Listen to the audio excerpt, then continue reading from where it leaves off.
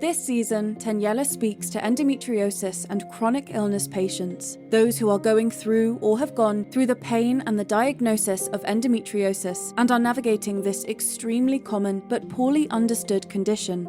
Over the last few years, an army of patients have arisen. They are speaking out, fighting back, doing their own research and raising awareness of endometriosis. Let's listen to these brave warriors who have decided that enough is enough and who will stop at nothing to reclaim their health. Hello, and welcome back to Not Defined by Endo Podcast. Today, we are listening to part 2 of Kailey and Betsy's stories and how they have overcome all they have been through in their diagnoses of endometriosis and infertility. If you didn't listen to part 1, please click on the previous episode to do so.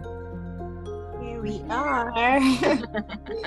I'm really loving talking to you ladies. Thank you so much again. I know I keep saying thank you. No, you're a delight to talk to too. We really appreciate you. Oh, thank you. I feel like here as well, they say the same thing that, I have friends and family that have had miscarriages, and they just say, yeah, when is the third one, then we will then start investigation. And you're like, okay, I get that. Maybe that's the rule of the hospital and all of that. That's but you have to have empathy. Like this, just because you've seen it 5 million times doesn't mean that this is not my first.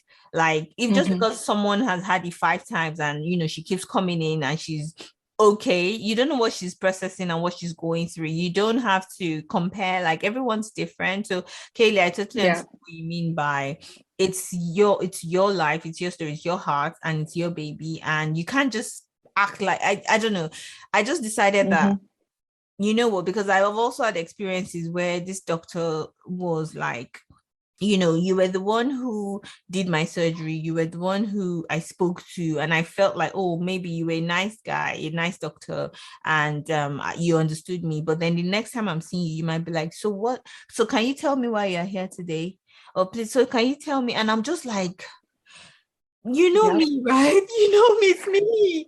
Like I'm here, I have all these problems, and you don't remember me. I think it's part of it, comes with the territory. So I'm not going to take it personally, but I think that doctors and healthcare professionals would do well to actually have some empathy, or at least show us some empathy, because it's what we are going through on a daily basis. So so that's why I just wanted to mention when you tell your experience, and it's just crazy.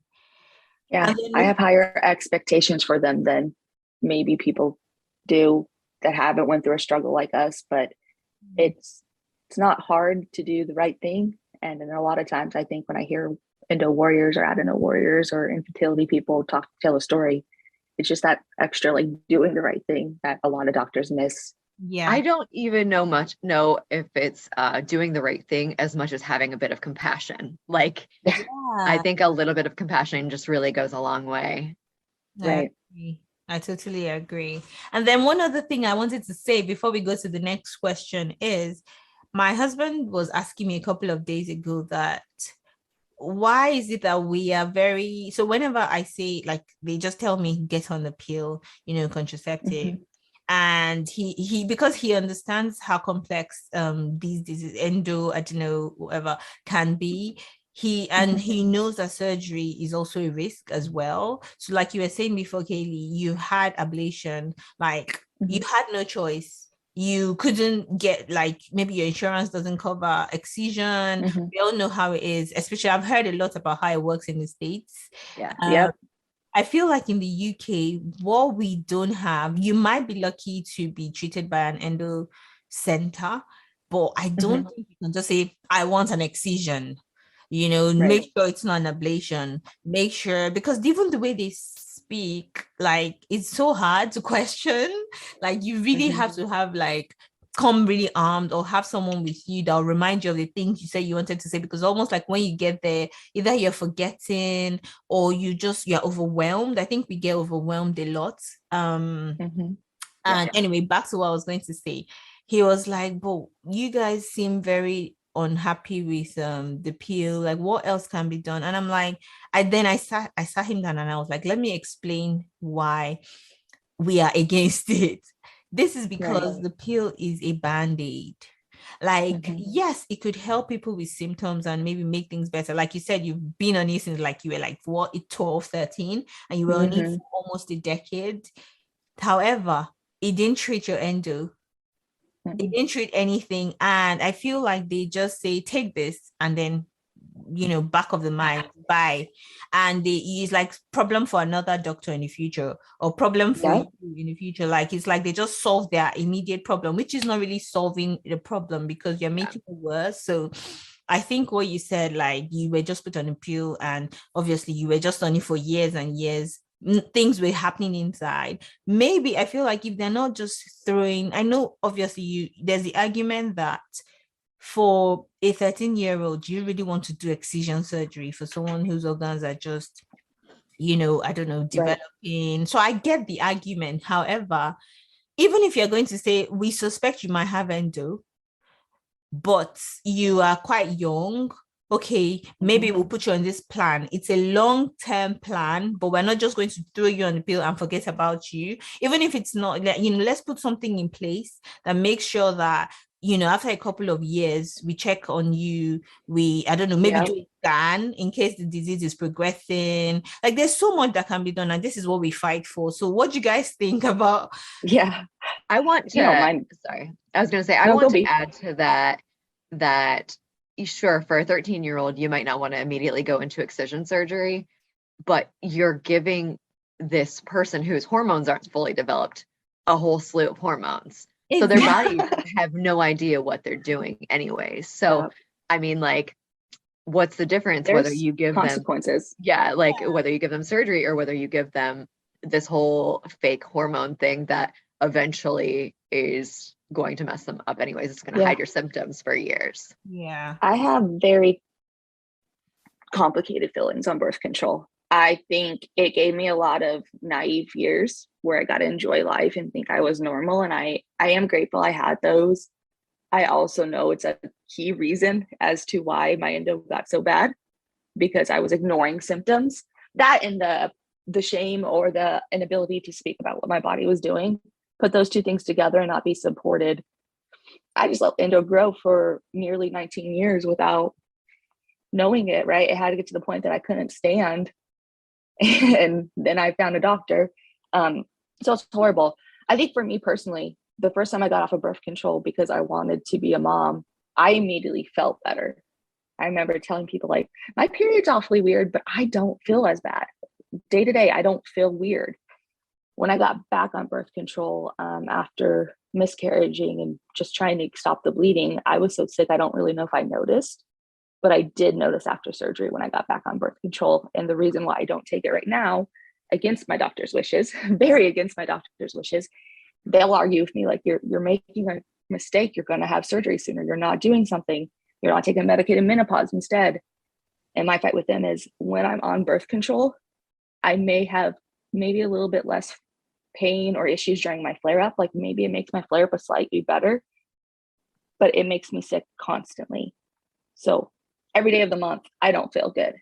When I'm not on birth control, yes, I have horrendous flare up. Yes, I have PMDD and things like that. But I also have days where I'm me, and I will take that over anything else. And there's contradicting research out there, whether birth control helps or hurts endo. So until you can really prove it to me, I'm going to do what my body's telling me. My body's telling me that birth control is no longer for me.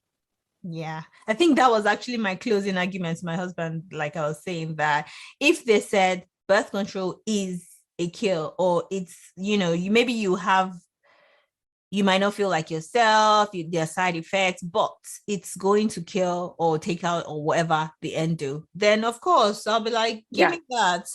But it's like, you'll be like, it may help with your symptoms, it may this, it may that, and you're like, you're just giving me all of this and you're saying it may, you're just lazy. Like, maybe I'm just like, you guys go do something. You're the doctor, go do something. There's now scientific proof that birth control can make endo worse. Like, they found a correlation where it can make it grow.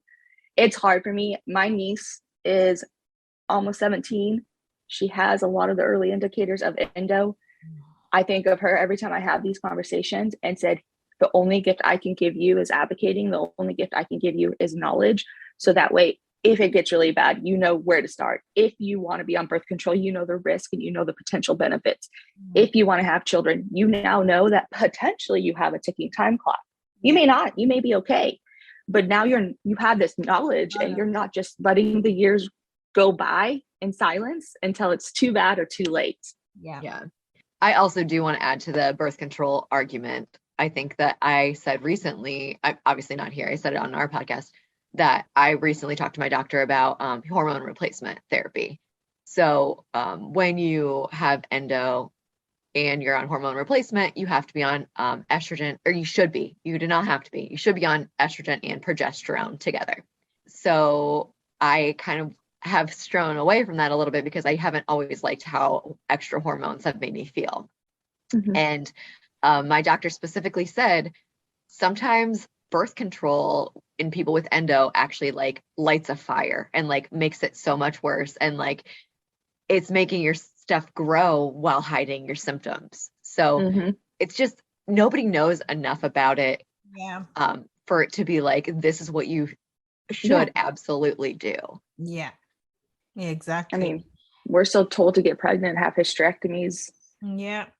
When they hear the word endometriosis, and neither of those are cures. So we have a long way to go, but I do feel very blessed that we at least have some movement and some research, and really we have voices because women, women with endo is how you know how to, you said you have to have notes. I have a medical binder with questions. Half the times those questions are because of other women or podcasts, or like, oh my gosh, I've experienced that too. Let me ask about this. Let me ask for this test. Let me ask for this scan. Let me tell the doctor what to do. Yeah. And then if they tell me I'm crazy, let me go find a new doctor, because I'm not going to quit advocating and fighting for myself. Yeah. I think, oh God, so true. And I feel like for us, I think you're blessed in America. I know obviously there are problems everywhere. Yeah. We just have to find the little blessings and be grateful, and then fight for what we don't have. So when you guys in America say things like, I'll find another doctor, it's so confusing here, because you just have your GP. And you obviously, if you move to a different area, you can find another GP, or if you want to change your GP to a different one nearby, I think you go and fill the form, and it's not always like, they might say, sorry, we're full. Yeah, so that's something. And even you don't necessarily know that they're better, if that makes sense. So, and just the GP is just like the doorkeeper. That's just the beginning. Then you have to try and advocate for yourself and say, this is how I'm feeling. Please help me. Please help me. And then they might refer you. And I even heard that there's some incentives. I don't have the full details because I'm not a doctor and I don't have any like family member in that system, but I wish I did, because I've heard something like sometimes they have incentives for referring or not referring. So this means that sometimes they might just keep pushing you somewhere and you're wondering, why don't you do the other thing? And it's because they've told them maybe your GP will make more money. Like there's something about it, which is something that I was like, this system, sometimes they're just literally working against us, but we just have to keep trying, keep fighting. I actually get them B. I could tell. No, I there's nothing bad I'm going to say. But I was actually going to say that when you were saying like, you have to wait for your appointment or keep calling or keep emailing and keep texting. And I'm like, once I set an appointment here, I know that it's going to happen. Like I don't have to like wait numerous months. I mean, it was different during COVID. Like you had some COVID wait lists and stuff like that. But untraditional for us. Yeah, but I can call a doctor. I can get an appointment that same day and I can have it on the calendar, and that's just how it's going to work. So I'm sure there are issues with both sides of it. Yeah. But I am grateful for that side of it. Like I don't have to like keep being like, is this appointment going to happen? Like, is my surgery going to happen? Like I was able to schedule it. I could have scheduled my surgery within a week after my diagnosis if I wanted to, but I needed some time to process it, obviously. It's a consumer market here. As much as we get to kind of play the game, it's all because it's all a consumer market. It's all about the dollar. Yeah. Doctors will literally. So the reason why excision is hard to find in the US is because it's hard to get covered. insurance classifies it as a more complicated surgery, which means the doctor itself and the facility have to have higher insurance, which then makes your personal premium higher, which means your insurance probably doesn't want to cover it because they're now reliable for that cost rather than the facility. Yeah, so it's pretty much all a money game in the US. Yeah. Mm-hmm. Wow, it's a money game. Interesting. So unless you have unlimited funds, you usually look at all the options, which we have options, which is nice, but you look at all the options, you say, this is the one that's going to serve my body the best right now, and I'll take the price, or this is the one I can afford. So I guess I'm going this way. Wow.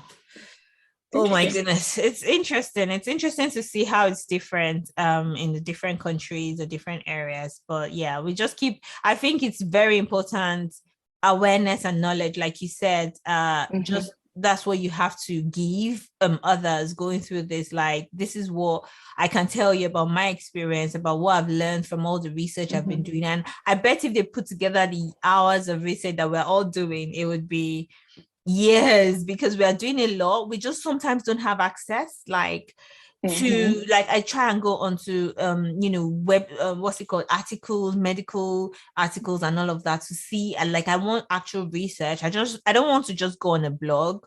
I want to do a lot of it. I want to understand this disease, like, and I wish, I know they're busy and everything, but I wish that's what we were getting regarding the interest and the funding and the research and all of that. Like, let's find out how can we still don't know what causes endo. Like, seriously. It's interesting.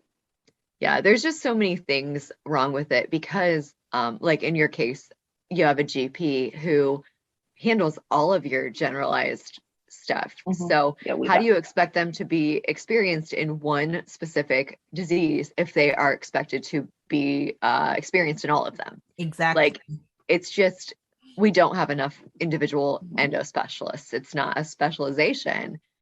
It's a real problem. Yeah. Okay. I'm going to ask you a question, Betsy, now. Yeah.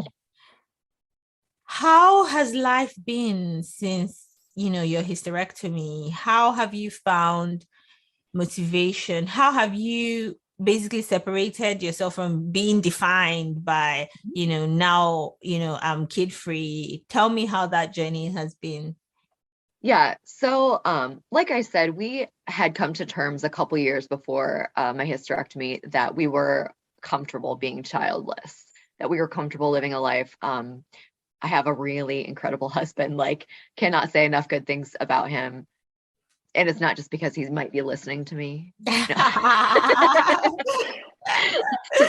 No. So I think, like, we were in a pretty good, peaceful place in our life anyways, in regards to infertility. So my hysterectomy and like getting that chance to be pain-free for a while was incredible. Like, like all of a sudden I went from being in pain every single day to like, holy cow, this is what a normal person feels like. Like, I didn't have, I mean, I do now, but I didn't have like that insane fatigue that we all feel. Like, I had energy every day. I woke up, I felt good. Like, it is just such a crappy thing that we live that life every single day. And then like one day you get it taken out and you're like, oh my gosh, like I've been missing out on all of these things.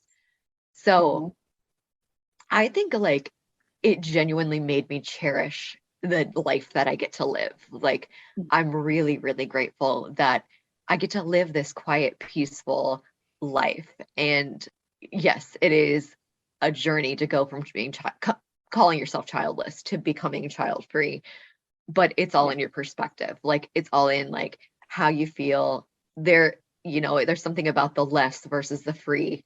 Like, without a child, I'm not less. Like, I am free. I am free to live whatever life I want. Like, I could pack my dog up and move across the country if I chose to do that today. Like, I have all of these privileges because I don't have kids. No disrespect to parents. I think you're incredible. I think that you are really warriors, because I don't know that I could do it. Like, I don't know that I could live with a chronic illness and try to be a parent as well. Like, I'm very blessed that I can take care of myself and only have to take care of myself. And that was probably a really long-winded way of saying, I hope I answered your question. Yeah, no, yeah.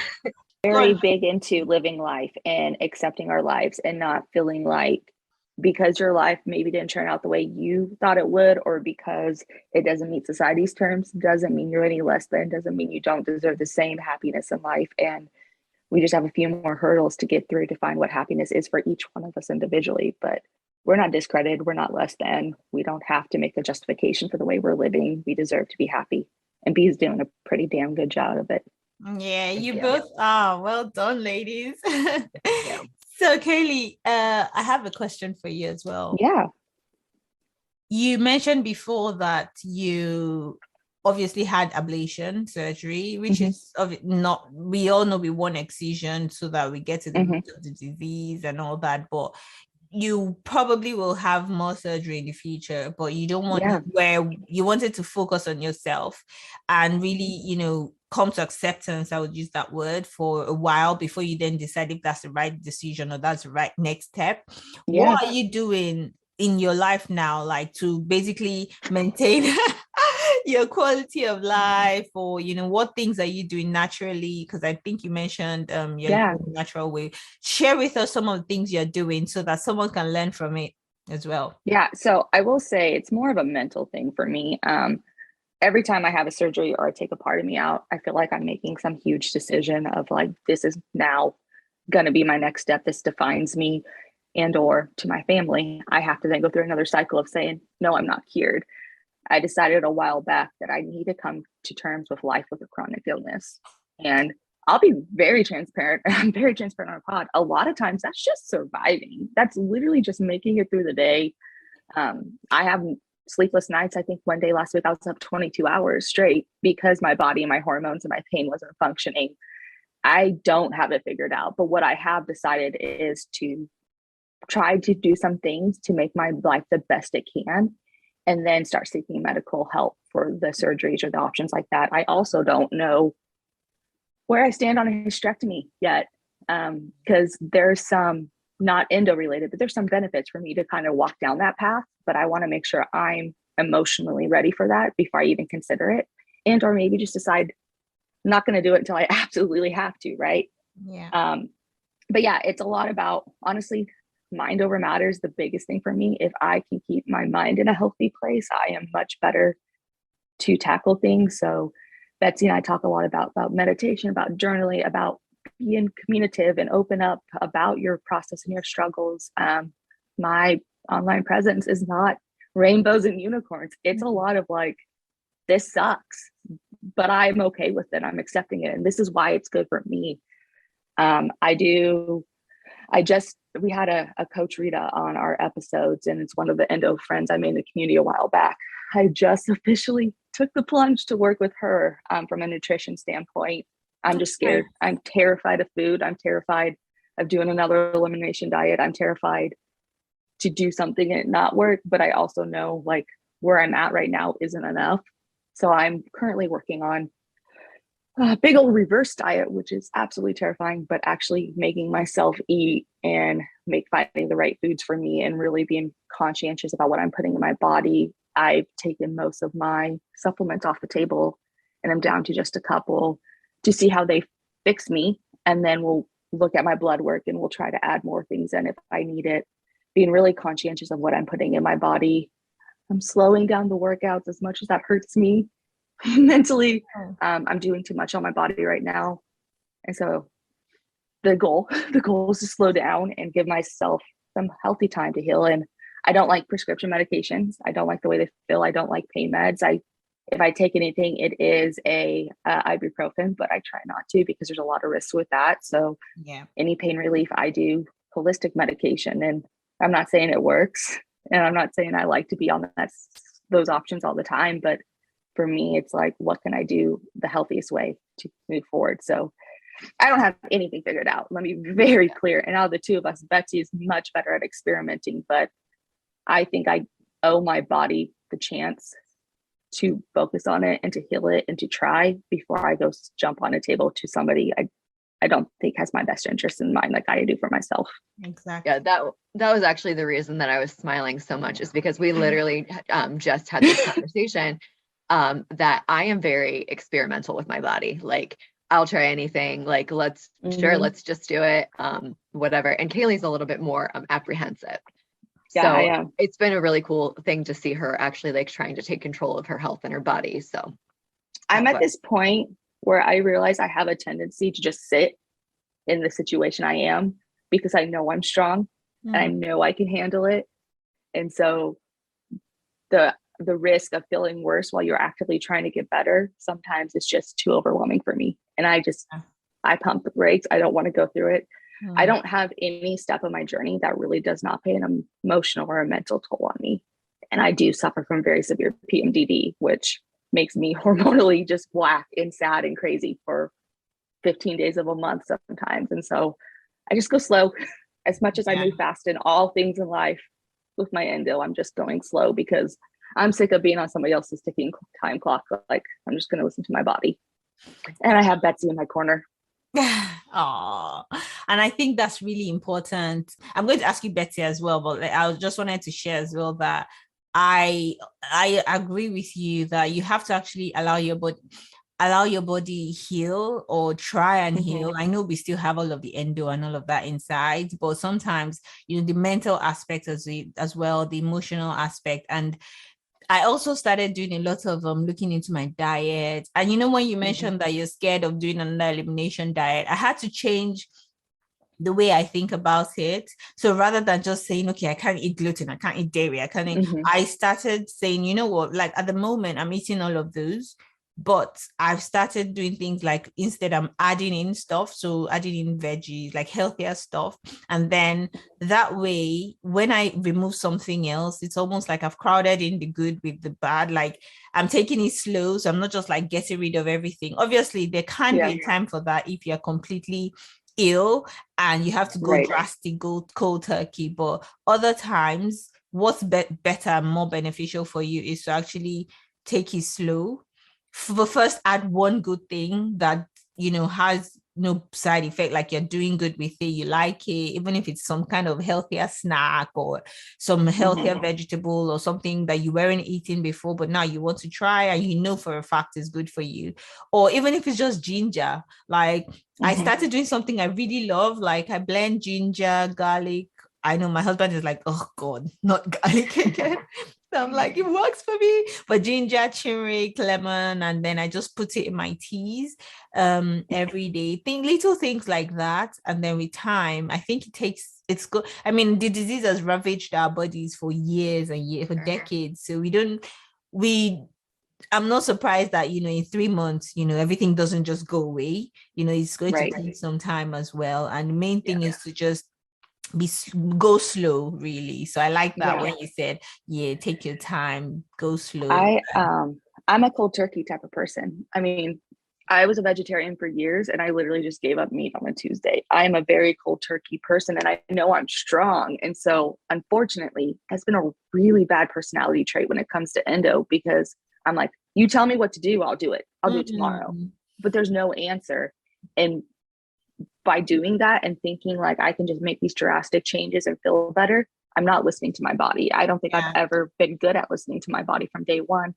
And then you meet people like Betsy, who is highly in tune, highly aware of her body. And I think that's kind of part of the reason she's able to take risks. And I just kind of realized my goal is to go slow and learn my body. So that way I know what I'm doing is good or bad, because Betsy will talk about in our pod a lot about like how she can know pretty quickly if she chose a supplement or something because it's not working for her. And like I literally have to crash and burn before I was like, oh hey, probably wasn't a good decision. So working on that mindfulness is really difficult for me because I've just been a workhorse my whole life. I'm just like, I can do it. Like, challenge. It's hard. Wow, interesting. And Betsy, yes. So what do you? I'm here. So Kailey has praised you and said, "Yeah, like the best." She always does. She's a A+ friend. Like, trust me, if you weren't worth it, you wouldn't get it, girl. Yeah. So what do you do as well? Just share a bit about what you do to, keep your life feeling a bit whole, regardless of everything else going on medically. Yeah, I am very in tune with my body. Like I I will tell you, like, you're the best advocate for your body. If you sit and pay attention, like, you can feel things, like you can just spend some time like feeling your body. Like, what do your limbs feel like? What do your hands feel like? Like, and I think like that mindfulness is that sounds very like hokey. I feel like, no, it's true. But I feel like that mindfulness has gotten me like a really good relationship with my body. So I do eat gluten and dairy free. That was a new thing as of November. But I do think it's a mindset thing too. Like, what am I adding in? Like, I've added in a lot of extra fats and a lot of extra seeds and nuts and like all of these things to try and heal my gut and like balance my hormones. And I do take a couple supplements, like nothing crazy, but I research them very heavily. I am a one at a time supplement person. Like, if I'm going to change something, I'm going to change one thing, and I'm going to, wait a few weeks and see how that one thing is making me feel. So I think just being in tune with your body and like trying to keep my inflammation low in my body is one of my main goals. So, lots of ginger and lots of water and lots of good healing vegetables and that kind of thing. Oh, that's really good. Thank you so much, ladies. Yeah. So Kailey, final words of advice for anyone listening, anyone going through whatever, whether it's endo, I don't know, any other female, gynecological condition, infertility, what would you say? We've got 8 minutes. I'm going to you're good. Evenly on the clock. I'm quick because it's general. I hear you. I see you. I'm with you. You're not alone. Please don't feel gaslit and feel like you're crazy. Whatever you're going through, it's real, and we support you in finding answers. And don't feel like you have to have it figured out overnight. What works for you is going to work for you. It may not work for the other endo warrior. You have grace to figure it out. You have time to figure it out. No one has a time clock on you. And just work to wellness. When I say wellness, it's finding a place where you enjoy life. It's not meeting every stat somebody puts on a paper chart for me. It's you deserve a happy life. And I went through probably 12 years of thinking I was broken or my body hated me or I didn't deserve to live. And it's just crazy that no one stopped me and said, hey, girl, you deserve happiness and wellness and a future. And it's okay if you make mistakes. And so I'm here to say it to other people. And I'm here for a shoulder to cry on if it gets too hard, because we all need it. Oh, thank you, Kailey. And Betsy. Hers was deep. Like, I feel like that encompassed everything. My advice to anyone, so I'll start with endo, like, would be, don't forget that you know your body the best. Like, advocate for yourself, fight for your diagnosis, whatever you need to do to make yourself feel better, like, do it. I do know it's not always feasible, like financially in the US particularly, maybe time limit wise in the UK, like, I know that but start the process, like start fighting for yourself, use your voice for whatever you can. Infertility wise, I would just say, like, depending on how new you are to the infertility world, this pain that you're feeling is not going to last forever. Like, it is possible to live a whole, fulfilling, valuable life after infertility. Thank you so much, ladies. Thank you. We really, really appreciate you giving us this time to talk. Thank you so much. I appreciate you saying yes. And I had a lot of fun. We can't wait. And we look forward to have you on our pod. Yes, I can't wait. Thank you for listening to today's episode of the podcast. Don't forget to share, rate, and subscribe. If you'd like to share your story, please reach out on Instagram or Facebook, or send an email to info@notdefinedbyendo.com. Till next time, remember, you are not defined by endo.